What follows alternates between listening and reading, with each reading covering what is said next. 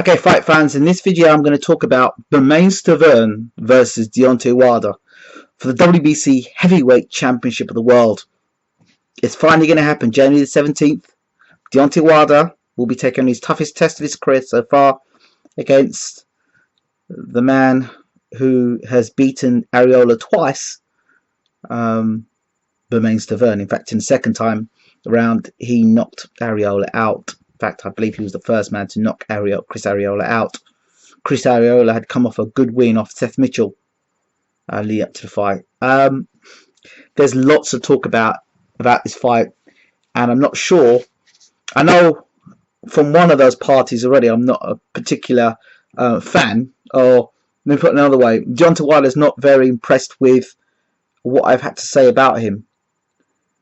And this stems back quite a while back. If those of you who have followed my Bayloric TV, my statements about Deontay Wilder, they've never been disrespectful, they've just been honest, and I try and be as honest as I can. I made references to saying I compared Deontay Wilder to Michael Grant, tall, heavyweight, powerful puncher, and those were the comparisons, and I felt that Deontay Wilder's weakness was around the chin. I said this before, and when I made the statement, and I said, until Deontay Wilder steps up and fights somebody in the top 10, he will always be considered a bit of a joke because of the sort of opponents he'd been fighting. And a lot of people, boxing fans, have said, no, Deontay Wilder's the real thing. And, you know, I guess January the 17th, we may know whether he's the real thing or not. I like to look at people's amateur careers, and Bermane Stiverne, the heavyweight champion of the world, I like to look at what he's done. And as an amateur, we know one thing. He's fought tall guys before. He beat both Robert Helenius and David Price. Now, the two things both of those guys can do is punch. And I would say that both Price and Helenius are better boxers than Deontay Wilder. It's arguable whether they're better punchers. Now, Helenius and Price have both fought better opposition than Deontay Wilder, so we don't know how much that big punch, how much that punch translates into at world level. You can be a devastating puncher knocking out guys as you're on the rise, but as you move into world class, then becomes a problem, because your punch power, first of all, fighters are not going to stand there and let you hit them in the same manner. And some fighters start to be able to move. Sometimes it's more difficult to throw your punches because somebody's throwing punches now back at you.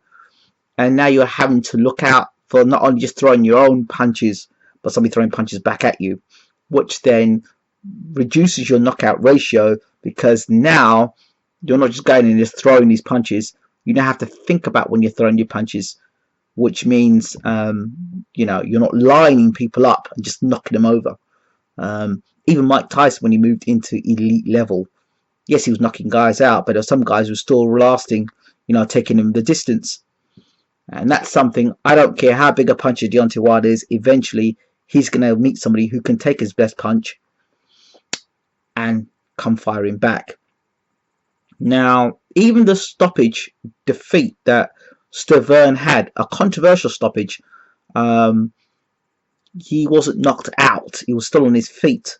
And so people will look into that fight and think, I think since Bermane Stiverne's become heavyweight champion of the world, this is the way I see it. Since Bermane Stiverne's become heavyweight champion of the world, he's almost been sort of dismissed because he's not American. He's got a Haitian background.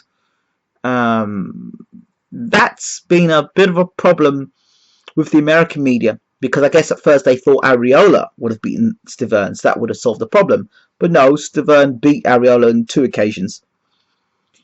And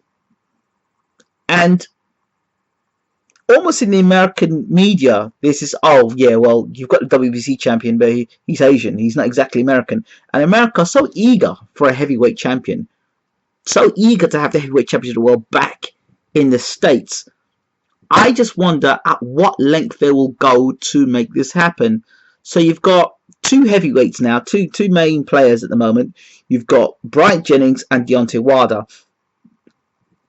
Based on statistics, based on records, I can't base it on who I'd like them to have fought or who they could, what they potentially could do in the future. Based on who the two guys have fought, Bryant Jennings, Deontay Wilder. Bryant Jennings has fought the much better opposition. In his last fight, he fought Mike Perez. But if you're talking about excitement, if you're talking about one-punch knockout power, then you look at Deontay Wilder. But if you're looking for a better skilled heavyweight and a more all-round package, you'd go with Bryant Jennings. So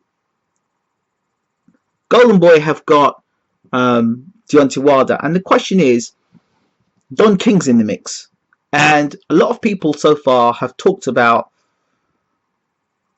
King being in the mix. Are we going to see the fight we should see? If we see the fight I believe we should see, I believe that Stiverne can win this fight by knockout.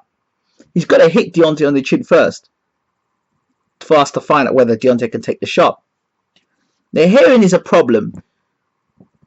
If Stiverne can lose the weight, he'll need to lose weight to fight Stiverne, because to fight Wilder. He cannot come in sluggish, slow of feet, slow of hand against a guy like Wilder. He needs to be plenty of head movement, and he's going to be faster feet and hand.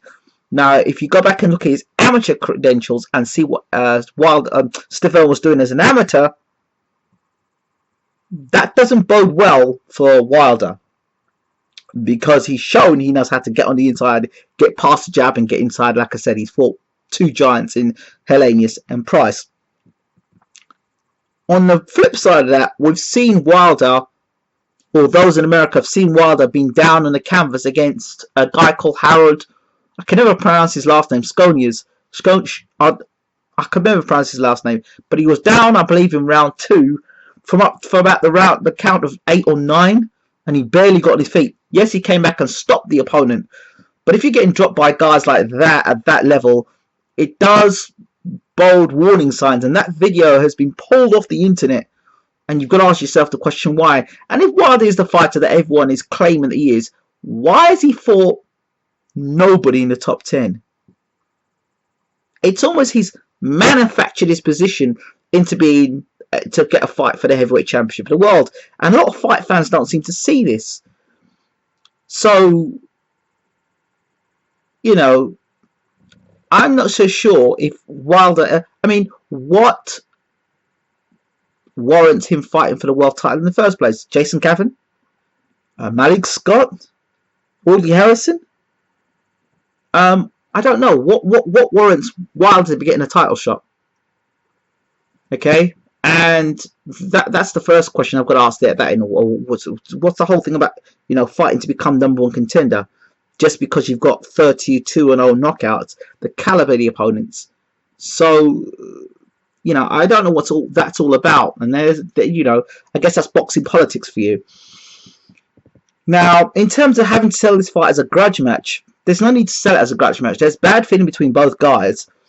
Every time I've spoken to Bermane Stiverne, he's always been very dismissive of Deontay Wilder, and he has said it himself. He's got videos of Deontay Wilder getting knocked out in sparring. I don't believe these are lies, because if you go back and listen to my interview with even James Elliott Bashir, he hasn't said it, but he has alluded to the fact that there may be a vulnerability around Wilder's chin. Don't know. If you go back and look in the amateurs, and he saw Wilder, he fought a guy that was he was smaller than him. He got knocked out in the amateurs. Does your chin change over time? I'm not sure. Price got knocked out in the amateurs, got knocked out in the pros. Amir Khan, another, who got dropped a lot in the amateurs, in the pros has been knocked out.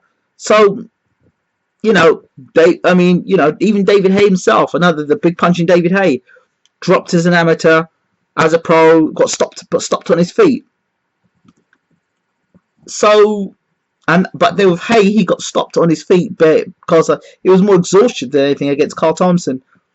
So this is where you, the boxing fans and the boxing experts, can come in and kind of bring me in here. Those guys that are amateurs that have had who got knocked out or stopped in the amateurs, who've gone on to pros, has this been a reflection that because they've had vulnerabilities around the chin as an amateur, that as a pro it's been the same thing? Or has it been the weight making that's made them susceptible to punches? It's a heavyweight, it could be slightly different, you know, because they don't have to try and make weight as such. So let me know what you guys think about this area here. So yeah, as I said, both guys don't seem to like one another. While Stiverne has been quite dismissive in the interviews that I've done with him about Wilder's ability as a fighter, as a boxer. I think people regard Wilder as a big puncher, but not a boxer. And Stiverne, if you want to know what Stiverne's really thinking in his mind, or what he has said to me, he said, he's the first man I know. He's the first one-armed soldier I've known going into a war. What he's basically saying is Wilder is a one-handed puncher, which is the right hand. Everyone knows that right hand, and Stiverne said it. So what he's basically saying is Wilder's a one-handed fighter.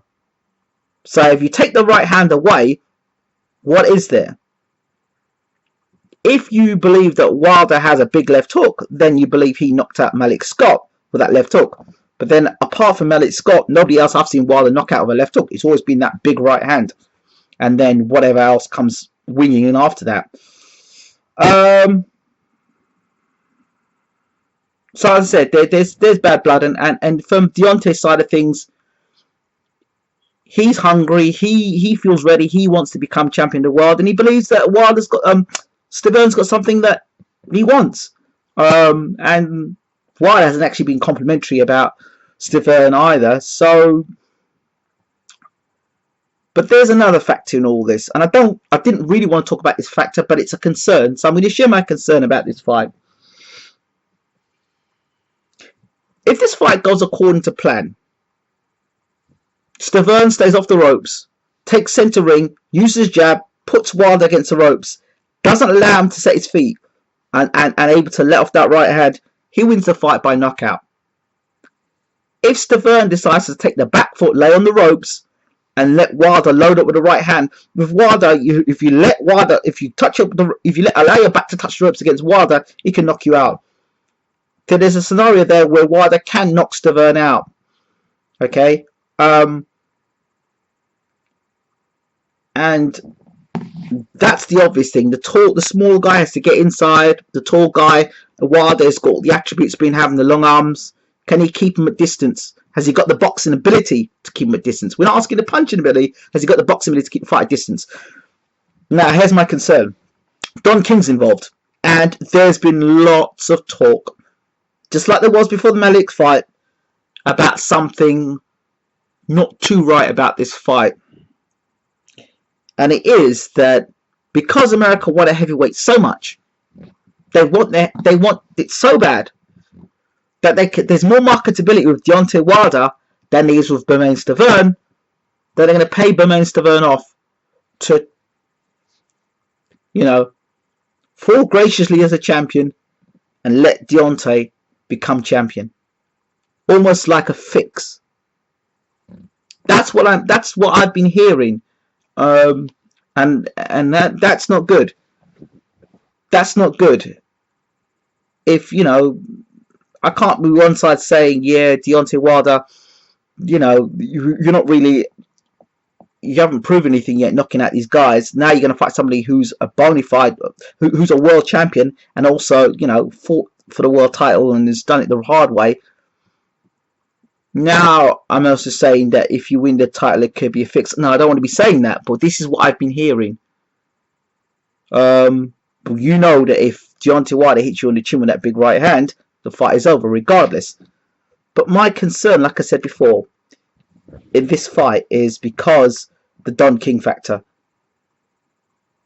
Is there a possibility that this fight could be the fact that Don King can make a bet and say, well, this fight will end inside 3 rounds, or it's going to end in the 3rd round, and Stiverne takes the money, and Don King takes the money, moves to one side, lets Deontay become world champion, and then tries to maneuver Stiverne somewhere else? Or is it that Bermane Stiverne is a bit more than that, has more integrity than that? I don't know, but this is certainly something that I've read on a number of occasions. It's not the first time that Don King's had fighters that have had the heavyweight championship world taken a dive. Don King's taken made money on bets by fighters taking a dive. So what do you think, fight fans?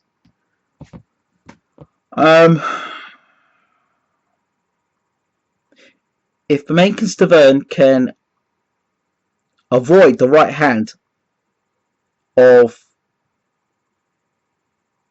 Deontay Wilder, he wins the fight.